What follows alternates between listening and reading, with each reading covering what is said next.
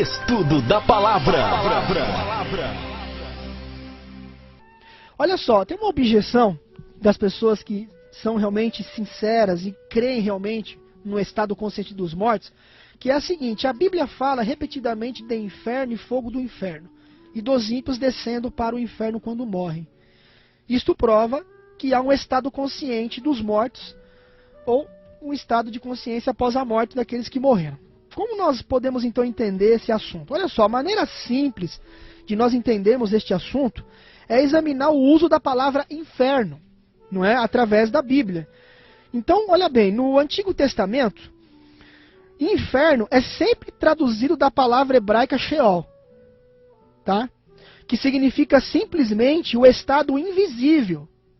Você que gosta de aprofundar os estudos, e nós como cristãos devemos realmente sempre aprofundar, inclusive você que de repente gosta de estudar teologia, ou é professor de teologia, teólogo, pastor, enfim, você poderá realmente confirmar essa questão de que a palavra inferno no Antigo Testamento é sempre traduzido da palavra hebraica Sheol, que significa simplesmente o estado invisível, lendo o Analytical Concordance de Jung. Eu não sou muito bom no inglês, tá, pessoal? Me perdoem, eu sou neófito, mas eu passo pelo menos aqui o básico, que é o mais importante para a gente entender a essência daquilo que a gente quer passar.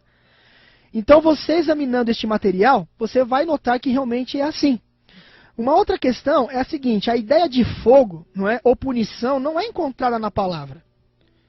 Por exemplo, nós vamos ler o texto que diz o seguinte: e orou Jonas ao Senhor, seu Deus, das entranhas do peixe. Né? Você conhece essa história com certeza. Do ventre do inferno, ou no original Sheol, gritei. Isso está em Jonas capítulo 2, versículo 1 e versículo 2, na Almeida Antiga. Agora, seria de fato, e você concordará comigo, seria de fato difícil a gente imaginar algo semelhante ao fogo, não é, em conexão com um frio monstro marinho, não é? Tanto é que se você analisar ali a Almeida Antiga, você vai ver que a versão marginal deste texto apresenta sepultura como tradução de inferno ou Sheol, tá? Então a versão marginal apresenta esse texto como sepultura como tradução de inferno ou Sheol. Então olha só que coisa interessante. De fato, não seria possível Jonas ali do inferno clamando a Deus, né? Não tem lógica, não tem cabimento uma coisa dessa. Então o original é o quê? Sheol, não é? Sheol. Agora, claro que Jonas não estava também na sepultura. Agora há um personagem que, como Jonas, ficou na sepultura. Esse personagem até se refere ao caso de Jonas, né, que ficaria ali no ventre do peixe. Nós sabemos que isso está em conexão com Jesus. E Jesus ficou na onde quando ele morreu? Na sepultura. Olha só, Sheol é muito frequentemente traduzido por sepultura. Tanto bons quanto maus vão para lá. Olha que interessante. Se Sheol realmente é inferno, como é que pode, além de maus, os bons irem para este mesmo lugar? Não é uma coisa assim lógica? Não é uma coisa contraditória? Olha só como realmente é interessante esse assunto. Se você pegar ali Salmos 89, versículo 48, tá? Vai dizer o seguinte, ó: que homem há que viva, homem como um todo, o mal, o bom, enfim, que homem há que viva e não veja a morte? Ou que livre a sua alma das garras do Sheol? Ou no caso do sepulcro, né, que seria o mais lógico. Salmos 89, 48. Aí você pega ali, acerca do piedoso Jó, dizendo: eu aguardo já a sepultura, ou seja, Sheol, por minha casa. Não é complicado dizer que é inferno aqui então. Jó capítulo 17, versículo 13, disse isso que a gente acabou de ler. E o salmista em Salmos capítulo 9, versículo 17, por exemplo, diz: os perversos serão lançados no Sheol. Né? Os perversos serão lançados no Sheol. Então olha só, vamos analisar um pouquinho para a gente entender aqui essa aparente confusão. Né? Parece que há uma confusão aqui. Ao mesmo tempo que seria complicado entender que todos vão para o mesmo lugar, traduzindo então Sheol por inferno no caso, há um texto também que diz que os perversos serão lançados no Sheol. E nós sabemos que os perversos irão se perder. E nós sabemos que haverá um lago de fogo. Mas vamos concluir nosso estudo. né, ou avançando para a gente entender o contexto aqui. Para que a gente não fique aí com a cabeça, como se fosse um nó, né, na nossa cabeça, porque é um assunto realmente interessante, profundo. Então olha só, no Novo Testamento, eu não vou ler todos os textos, não dá tempo. Vou passar as referências, você vai anotar e vai confirmar, tá? Através do seu estudo pessoal. Olha só, no Novo Testamento a palavra inferno, ela é traduzida de 3 palavras gregas, tá? Isso no Novo Testamento. Então seria Tártaros, Hades e Geena. As referências onde a palavra inferno aparecem são Tártaros. Isso no Novo Testamento. Onde está então Tártaros? Anote e leia depois. Segunda Epístola de Pedro, capítulo 2, versículo 4. Segunda Epístola de Pedro, capítulo 2, versículo 4. Depois nós temos Hades. Aonde estariam então os textos de Hades no Novo?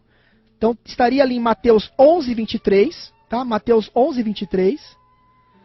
16, versículo 18. Também de Mateus.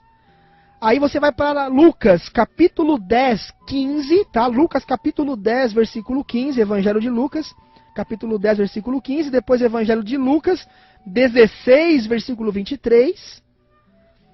Depois Atos dos Apóstolos, capítulo 2, versículo 27 e 31. Então aqui nós temos Hades no Novo Testamento, são as referências que eu estou passando. Atos 2, 27 e 31. Depois Apocalipse 1, versículo 18. 1, 18. Depois o Apocalipse capítulo 6, versículo 8. Apocalipse 6, 8. Depois Apocalipse 20, capítulo 20, versículo 13 e 14. Apocalipse 20, versículo 13 e 14. E aí Geena, tá? Geena, você vai encontrar nas seguintes referências no Novo Testamento. Mateus, capítulo 5, versículo 22, Mateus 5, 22, versículo 29 e 30 também. Mateus 5, versículo 22, versículo 29 e 30. Depois Mateus 10, 28, tá? Mateus capítulo 10, versículo 28. Depois Mateus capítulo 18, versículo 9. Mateus 18, 9. Depois Mateus 23, versículo 15 e 33. Mateus 23, versículo 15 e 33. Depois você vai ter Marcos 9, 43, 45 e 47. Evangelho de Marcos, capítulo 9, versículo 43, 45 e 47. Depois Lucas, Evangelho de Lucas, capítulo 12, versículo 5. Evangelho de Lucas, capítulo 12, versículo 5. E depois Tiago, capítulo 3, versículo 6. Tiago 3, 6. Então aqui estão as referências acerca de Tártaros, Hades e Geena no Novo Testamento. Mais uma vez, lembrando, se a gente colocar no lugar de Sheol, então Jonas estaria clamando ao Senhor ou orando ao Senhor da onde? Do inferno. Complicado. Todos iriam para o mesmo lugar, porque a Bíblia diz em Salmos, como a gente viu, que homem há que viva e não veja a morte, ou que livre a sua alma das garras do Sheol. Então quer dizer que bons e maus vão para o mesmo lugar? E aí depois em Salmo 9,17 diz que os perversos serão lançados no Sheol. Ué, mas disse que os justos então seriam também, caso realmente seria verdade que Sheol significasse inferno? Muito bem. Vamos continuar então nosso estudo para a gente entender essa problemática aqui, ou aparente problemática. Olha só, primeiro, inferno é traduzido, tá? Uma vez da raiz tártaros, que significa um abismo escuro. Um abismo escuro. Isso você pode confirmar lendo, não é, lendo o Greek Lexicon de Liddell e Scott, tá? Então esse material de Liddell e Scott, Greek Lexicon, você vai constatar isso. Esta palavra, caros ouvintes, é usada em conexão com o lançamento dos anjos maus do céu, não é? Para as trevas. Mas não há nenhuma ideia de fogo ou tormento eterno, ou presente até nesta palavra. A gente vai ver isso daqui a pouco. A passagem diz especificamente que esses anjos estão reservados. Veja só, reservados. Não é algo presente.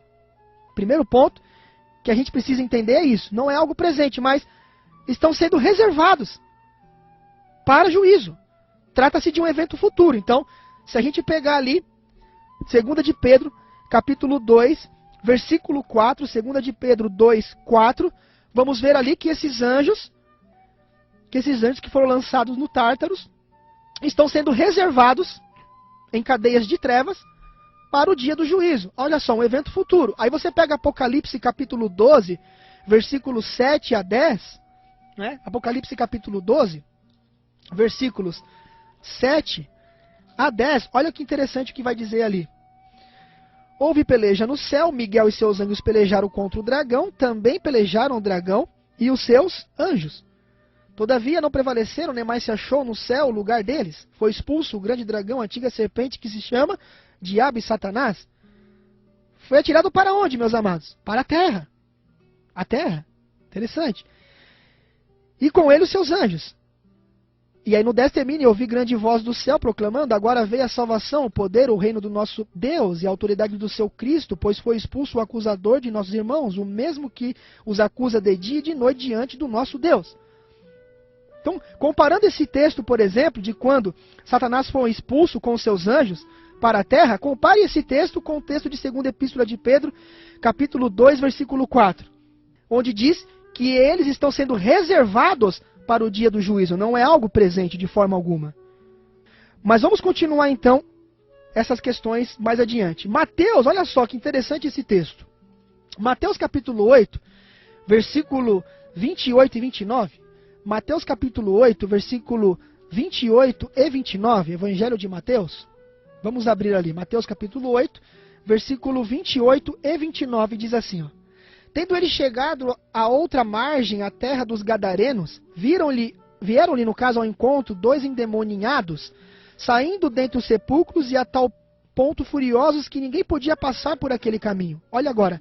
E eis que gritaram, que temos nós contigo, ó Filho de Deus, vieste aqui atormentar-nos antes do quê? Olha lá, do tempo. Antes do tempo. Tá vendo que interessante? Então, se nós pegarmos essa expressão Hades e colocarmos como inferno, como é que essas pessoas estão sendo atormentadas agora, sendo que eles mesmos disseram, vieste nos atormentar antes do tempo? E que eles foram lançados para a terra, e que eles estão sendo reservados para o dia do juízo? Então veja que a palavra inferno, na verdade, ela veio ser colocada de forma errônea, que veio das traduções de Sheol, Hades, Geena e Tártaros. Foi traduzido de uma forma errada. Por quê? Porque a gente sabe que quando a Bíblia foi traduzida, e foi numa época onde a Idade Escura tinha feito praticamente com que a Bíblia fosse não lida por muitas pessoas, somente os bispos, os padres tinham acesso a essa palavra, e aí começaram a traduzi-la. Naquela época havia muitos conceitos ainda, dentro de uma crença, de uma consciência após a morte. Obviamente que aqueles que traduziram de acordo com a sua conveniência acerca do que eles criam num estado consciente após a morte. Né? Eles não tinham luz sobre isso. Um outro detalhe, a palavra inferno ela é traduzida 10 vezes de Hades, que significa o mundo inferior, ou seja, a sepultura, a morte. Isso você pode também confirmar lendo o Greek Lexicon de Liddell e Scott. Hades ele descreve o mesmo lugar que Sheol, olha que interessante. Que é nada mais nada menos que sepultura, como nós já vimos. E isso é evidente diante de 2 fatos. Quais são os 2 fatos? Primeiro, ó, a Septuaginta, tá? Que é a antiga tradução grega do Antigo Testamento, quase sem exceção, usa Hades como a tradução de Sheol. Como a tradução de Sheol. Lembrando que lá no Antigo Testamento, tanto maus quanto bons vão para onde? Para o Sheol. Se eu colocar inferno ali, eu vou me complicar. E a Septuaginta, como eu disse, quase sem exceção, usa Hades como a tradução de Sheol também. Outra questão, né? Outro porém. Ao citar a profecia do Antigo Testamento concernente a Cristo, que diz, não deixarás a minha alma no Sheol, e algumas traduções vem inferno, o escritor do Novo Testamento dá inferno, Hades. Se você comparar Salmo 16, 10 com Atos capítulo 2, 27 da Almeida Antiga, você vai notar isso. Então olha bem, quando a palavra inferno traduzida de Hades aparece no Novo Testamento, tá? Para não ter confusão e não contradizer a palavra de Deus, o leitor que está lendo ali, ele não deve compreender que ela está significando a habitação exclusiva dos ímpios ou um lugar de fogo e enxofre. Por quê? Porque não deve compreender assim.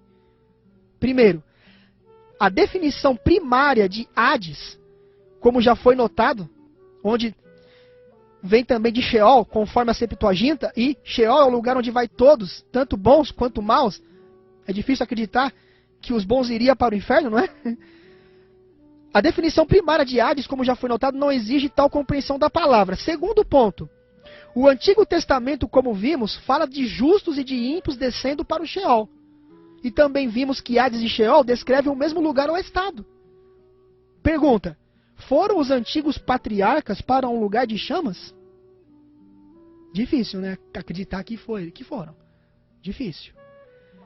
Outro ponto, o Novo Testamento fala da ida de Cristo ao Hades, né? Conforme está lá em Atos 2:27, não deixará minha alma no Hades.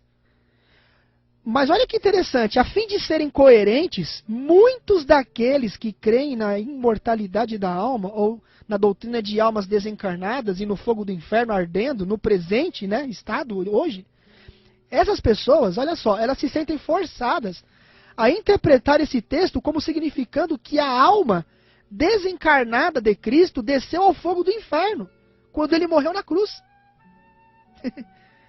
Complicado.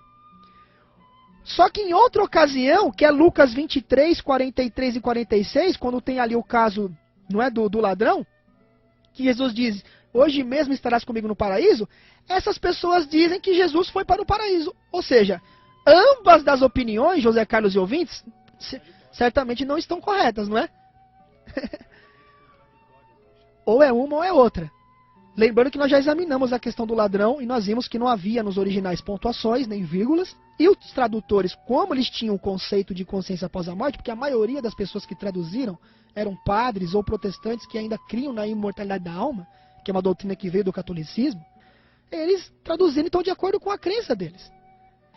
Então olha só, a interpretação de Atos 2:27, ela não pode ser interpretada como realmente Jesus ter ido ali no inferno, não é? Fala dos espíritos em prisão. Estava lá então presa no inferno, quer dizer que após a morte há uma segunda oportunidade, então. É uma interrogação a ser refletida, né? A pessoa morreu e é ruim, está no inferno. E os espíritos em prisão, na verdade... Aí ela se salva depois do inferno, ela se salva. É uma coisa estranha. Não tem lógica. E os espíritos em prisão eram pessoas que estavam presas, cativas de Satanás, lá na época de Noé. O texto diz isso, quando fala dos espíritos em prisão, o contexto mostra claramente isso, não tem como correr disso. Isso é fato, contra fatos não existem argumentos. Então Cristo ele bradou, está consumado, a morte, né, sua morte concluiu seu sofrimento para salvar a humanidade. Agora, as ideias errôneas mantidas por muitos teólogos, sinceros, claro, sinceros, quanto a inferno e Hades, lhes tem causado perplexidade quando eles leem o texto de Atos 2:27. Eles não podem compreender por que Cristo deveria descer ao inferno de fogo. Mas por que essa confusão? Porque não estão entendendo uma coisa tão simples. Agora olha que interessante, José Carlos e ouvintes. Olha que interessante. Albert Barnes, que é um comentarista presbiteriano, e detalhe, é um crente na consciência após a morte. Olha o que ele comenta sobre Atos 2:27. Ele diz o seguinte, olha, para resolver essa dificuldade, não é? Nesse texto sinistro, ele diz o seguinte, ó, a palavra grega Hades significa literalmente um lugar desprovido de luz, uma habitação escura, obscura. E em vista disto, ele assim explica Atos 2:27 dizendo, olha, Albert Barnes, um comentarista presbiteriano, um grande comentarista, crê na imortalidade da alma, mas ele diz, o significado é simplesmente não me deixará entre os mortos. E incidentalmente ele lembra seus leitores que a palavra original para alma pode ser compreendida como significando o próprio indivíduo, a pessoa. Por isso Barnes traduz minha alma por me, ou seja, não me deixará, a pessoa. Corretamente. Corretamente. Interessante. Se nós olharmos então Atos 2:27, portanto, como provando que Hades significa simplesmente a habitação dos mortos, mesmo os justos, assim, de nenhum modo, o termo está ligado com fogo ou tormento. Olha só, nós concluímos isso também de 1 Coríntios 15:55. 1 Coríntios 15:55, onde a palavra inferno, na Almeida Antiga, é uma tradução de Hades, e descreve aquilo sobre o qual os justos são finalmente vitoriosos na ressurreição. Por sinal, 1 Coríntios 15, 55, que na maioria das traduções não vem a palavra inferno mais, mas vem a palavra morte, tá? É uma citação, nada mais nada menos, do Antigo Testamento de Oséias, capítulo 13, versículo 14, onde nós encontramos a palavra Sheol, que diz também, onde está, ó morte, a tua vitória? A mesma coisa, o mesmo texto.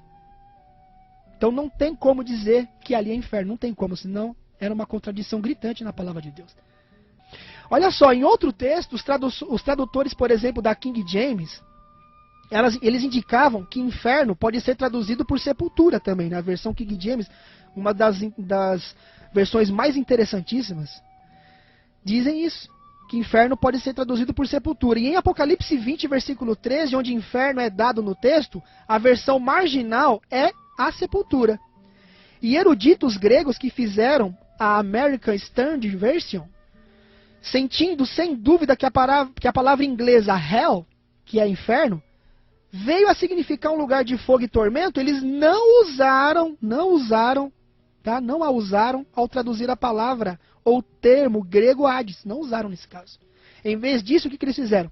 Eles apenas transferiram a palavra grega Hades diretamente para o inglês. Usaram a palavra hell para traduzir uma palavra grega diferente que logo nós examinaremos. Nós temos também Moulton e Milligan, que são notáveis eruditos gregos, né? Eles dão uma informação muito interessante. Eles dizem assim, a palavra Hades é comum em pedras tumulares, de túmulos lá na Ásia Menor. Olha que interessante. Eles dizem assim, nem precisamos observar que os enlutados da Ásia Menor, de fala grega, certamente não usariam a palavra Hades nas suas lápides, nos seus túmulos, se ela significasse o que significa a palavra inferno para os povos de língua inglesa ou portuguesa. Olha que interessante. O único lugar na Bíblia onde fogo ou tormento está ligado com Hades é Lucas 16, 23, onde fala de Rico e Lázaro, que nós já estudamos, já falamos várias vezes. Era um conceito que os judeus tinham na época. Jesus usou aquele conceito para dar uma lição para eles, que riquezas nem sempre é um sinal do favor de Deus, e que pobreza nem sempre é um sinal do desfavor de Deus, mas tem gente que insiste em dizer que não é assim, mas tudo bem. E nós sabemos que é uma norma aceita, que não devemos tirar doutrinas de parábolas. Parábolas são alegorias. Mas terminando, olha só, 12 vezes, não é? A palavra inferno é traduzido de Geena. O José Carlos falou de Rinom. Rinom era um vale, onde as carcaças das pessoas eram lançadas ali.